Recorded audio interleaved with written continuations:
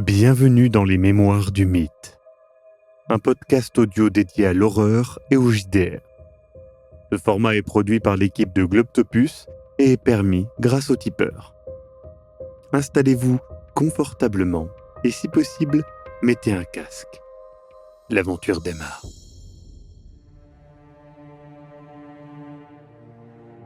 Célia, tu viens donc de faire les poches de ton ami décédé. Tu te relèves et tu peux voir que tes deux amis Luca et Raymond sont affairés à lire et regarder des petits papiers, et tu peux voir que pas très loin de Jackson, à moitié coincé sous le lit, il y a une lettre tapée à la machine. Je la prends. Tu reconnais immédiatement le blason en haut à droite, celui de Harvard. C'est une lettre sans enveloppe. Et elle dit... donc elle date du 7 novembre 1924. Clairement, elle est adressée à Monsieur Jackson Elias par Prospero House, donc sa maison d'édition, donc à New York. Donc c'est « Cher Monsieur Elias, le livre que vous m'aviez demandé n'est malheureusement plus en notre possession, mais je pense que vous pourriez trouver ce que vous cherchez dans d'autres ouvrages de nos collections. Si vous m'appelez à votre arrivée, je serai très heureuse de vous rendre service. Fidèlement, Myriam Atwright, donc de Harvard University, de la bibliothèque d'Harvard. » Très bien. Tu finis de lire ce courrier et donc tu relèves la tête vers tes deux camarades qui, eux aussi, relevaient la tête vers toi. Vous échangez donc tous les trois un regard après avoir consulté tout ce que vous avez trouvé du plus vite que vous pouviez, bien évidemment.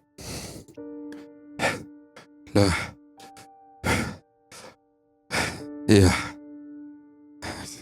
Jackson, du coup? Comment ça? Tu peux voir son corps inanimé. Je sais pas encore sauver les morts, Raymond. Non, mais vous l'avez... je sais pas, fouillé, il y a peut-être un truc sur Ses lui, poches un sont carnet, un retournées.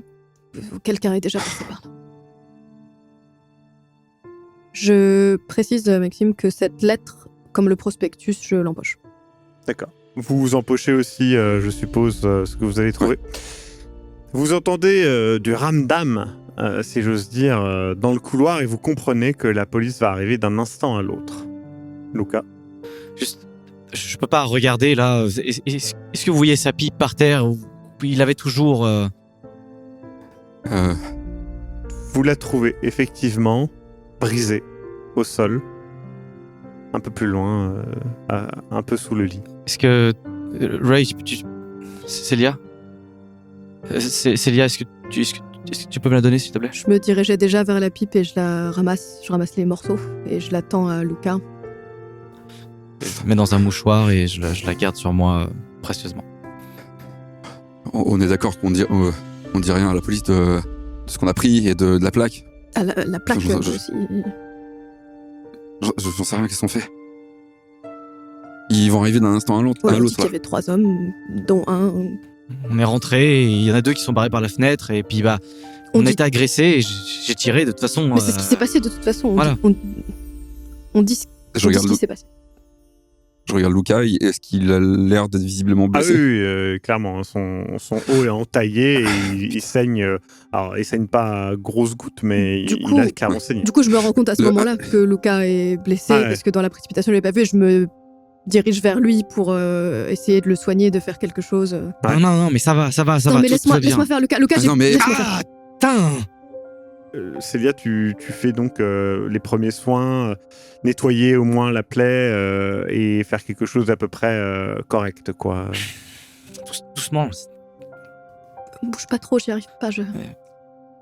La police, du coup, arrive, clairement, alors que tu es en train d'approcher de la porte, mon cher Raymond, et du coup, ces 2 officiers en uniforme, vous voyez, ils comprennent pas trop ce qui se passe, ils vous demandent vite fait qui vous êtes, vous expliquez un petit peu sans rentrer dans les détails, et puis Cordio, il vous demande d'attendre en fait le temps qu'ils établissent un périmètre, de ne rien toucher surtout. Il vous demande si vous avez touché quelque chose, comme vous avez dit, vous n'avez rien touché. Et puis, on vous garde un petit peu là en attendant qu'un investigateur arrive. Et justement, le lieutenant Martin Poole arrive. Clairement, un homme qui devait, à une époque, être assez musclé. Et qui maintenant a laissé ses muscles fondre pour laisser place à la graisse. Il a les cheveux bruns en arrière. Il a une peau assez sombre et il a un manteau assez bien entretenu, mais clairement pas à sa taille, un peu trop serré. Donc il arrive, il vous regarde et fait bon, je vais prendre vos dépositions. Est-ce que vous pouvez m'expliquer ce qui s'est passé ? On avait rendez-vous avec notre ami Jackson, Elias. Celui qui est d'accord. Je pointe son corps du doigt. Il était au bar en face, on avait rendez-vous. Ouais, d'accord. Il était en retard et c'était pas... C'est pas son habitude. Donc la barmaid nous a dit où il était, qu'il était à l'hôtel d'en face et que on pourrait peut-être les trouver, donc on a voulu venir le rejoindre. Quand on est arrivé, c'était déjà trop tard. Il y avait trois hommes dans la chambre et 4 avec lui parce que il était déjà. C'est avec la machette, il s'est fait. J'aurais rien pu. Je suis médecin, mais j'aurais rien pu faire. Il avait déjà. Enfin, vous voyez bien. Et cet homme-là,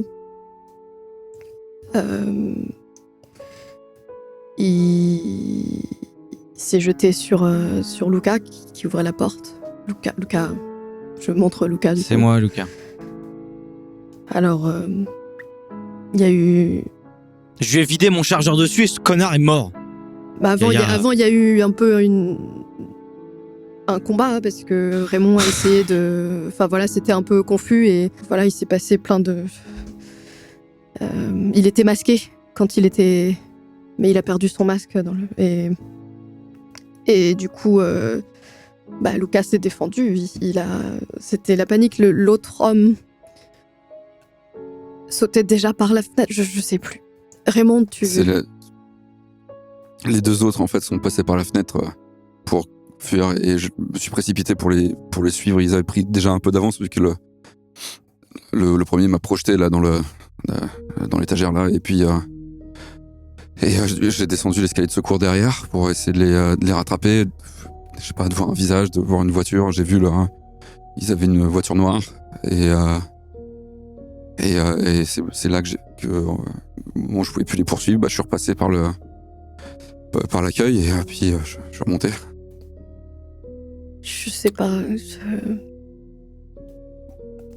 Il était déjà mort quand on est arrivé. On n'a pas pu le sauver. Et quand j'ai regardé, parce que je pensais que peut-être qu'on pouvait le sauver, peut-être qu'il était encore vivant, il avait déjà... Ses intestins étaient sortis. Ma main sur le... J'aurais rien pu faire. L'épaule de Célia et mais j'aurais dû le sauver parce que... Non mais c'était notre ami et je comprends... Célia, on est arrivé arrête. trop tard en fait et... Vous voyez qu'il écoute tout ce que vous dites, mais du coup il fait... je suis désolé de cette affaire, par contre, je vais vous demander de me suivre au precinct juste à côté, parce que malheureusement, même si c'était, je n'en doute pas, vu de la situation, il a littéralement l'arme en main de la légitime défense. Vous comprenez que ça ne peut pas. Bien sûr. Donc, s'il vous plaît, et donc vous le suivez. Ça prend un petit peu de temps. Vous attendez, il doit remplir des papiers, des trucs comme ça. Et c'est vraiment là que toute cette situation vient sur vous. Et vous comprenez un petit peu plus que l'attitude de votre ami Jackson Elias, le fait de le retrouver mort, le fait de retrouver ces divers papiers, ce télégramme qui vous avait envoyé parlant de l'expédition Carlyle. Vous comprenez, voilà, pareil, l'homme que Luca a tué et les 2 autres hommes qui sont partis dans cette voiture noire. Cette affaire est beaucoup plus sérieuse que ce que vous attendez et vous vous demandez même si, est-ce que Jackson Elias s'est trempé dans des affaires un petit peu sombres ou bien si il a donné un coup de pied dans une fourmilière un peu trop grosse pour lui cette fois-ci. Et est-ce que vous êtes mêlé à tout ça ? Est-ce que vous voulez être mêlé à tout ça ? Toutes ces idées traversent vos esprits et surtout le fait que vous ne pourrez plus en discuter avec l'une des seules personnes sur cette planète qui a partagé ce que vous avez vécu au Pérou, dans cette pyramide, et à Vienne, dans ce sous-sol. Mais à peine avez-vous le temps de penser à tout ça que ça y est, vous êtes dans le bureau du lieutenant Martin Poole qui, de nouveau, vous redemande de faire une déposition chacun. J'estime que vous gardez la même déposition, oui ou non ? Oui. Oui. Ouais, je dis basiquement la même chose, mais je lui demande même pas l'autorisation et je fume dans son bureau. Il vous rejoint donc... il vous fait rejoindre tous les 3 et vous voyez que voilà, votre histoire l'a un petit peu touché, votre franchise aussi, parce que vous n'avez pas cherché à cacher grand-chose, hein, honnêtement, voilà, et il vous explique, il fait, écoutez, je vais être franc, c'est la 9e victime de meurtre de ce genre depuis 2 ans. Les victimes n'ont pas de lien parent, des pauvres, des riches, des classes moyennes, des blancs, des noirs, de partout dans la ville. Toutes les victimes avaient les mêmes marques sur le front. Cette espèce de symbole, c'est le docteur, comment il s'appelle, Mordecai Lemming, un folkloriste un peu excentrique de Manhattan qui a dit que voilà, ce serait le symbole d'un culte de mort africain, mais bon, j'ai jamais eu trop d'infos utiles là-dessus. Et l'enquête s'est arrêtée. Il n'y a pas si longtemps que ça, quand le capitaine Robson du 14e Precinct à Harlem a arrêté un des locaux Hilton Adams qui a été retrouvé sur la scène d'un des crimes. Mais là, vu qu'on vient de trouver un autre meurtre, c'est vraisemblablement pas le bon coupable. Mais... Non, mais ils sont plusieurs. Et ce masque, ils étaient tous masqués. Est-ce que c'est une sorte de gang? Vous voyez qu'il a l'air de cacher quelque chose, de retenir... voilà. Écoutez, c'était notre ami... Est-ce que vous croyez qu'il pourrait en avoir après nous? On les a vus quand même. Dire, si on est en danger, il faut nous le dire, en fait. Je lui dis ça clairement pour le faire parler, et aussi parce que ça m'inquiète. Hein. Et ils m'ont clairement vu moi aussi quand je les ai poursuivis. Écoutez, moi je pense que cette scène de crime-là, on est face à des meurtres, à mon avis, peut-être rituels de gens qui, comme votre ami, en ont un peu trop appris. Qu'est-ce que vous voulez dire par rituel, là? Là, le symbole... on lui a gravé... Ouais.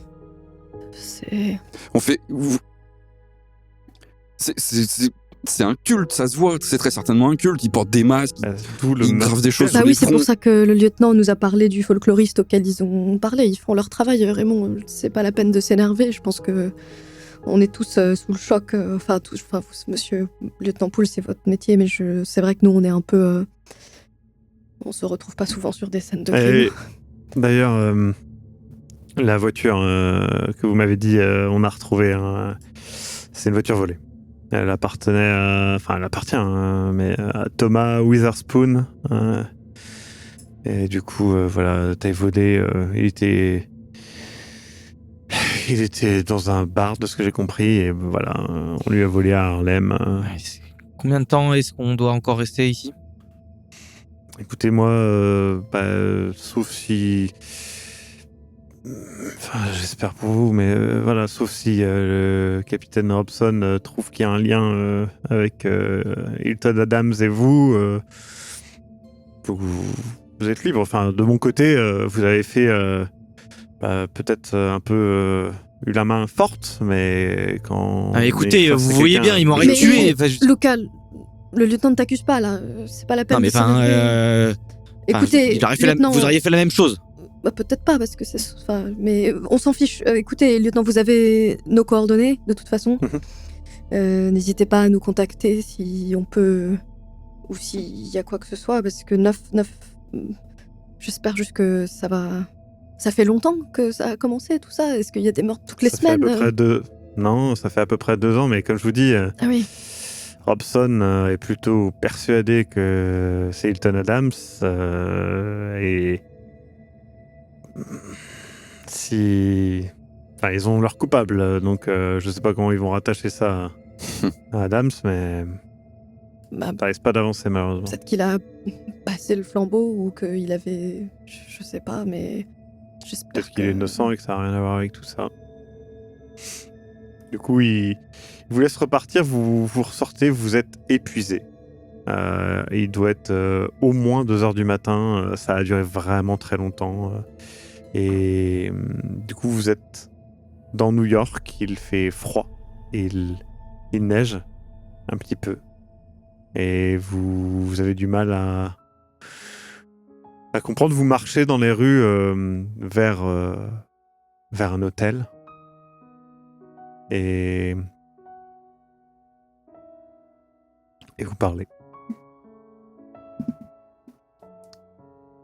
Écoutez... Tu penses qu'il a eu mal ? C'est une blague ? Tu penses que... Tu penses que ça fait mal de se prendre un coup de machette en plein milieu dans le ventre ? Pourquoi tu me demandes ça ? Je comprends pas, là, Luca. Ça change rien, il est plus là de toute façon. Ferme ta gueule, putain. Je sais qu'il est plus là. On peut... Putain, vous faites chier. Je trace un petit peu devant, en train de fumer. Je le laisse partir.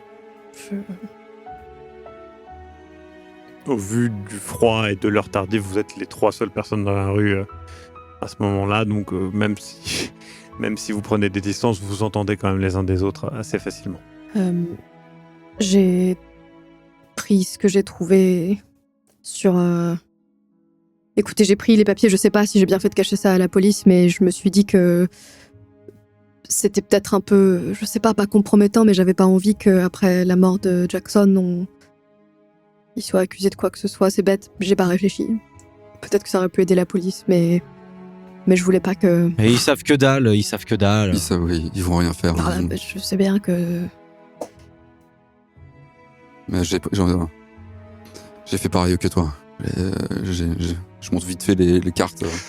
Justement, vous arrivez dans l'hôtel que vous avez choisi et vous vous mettez tous les 3, je pense, dans une des chambres pour peut-être comparer ce que vous avez trouvé. Je prends une table que je mets certainement au centre et je pose les 3 éléments sur la table.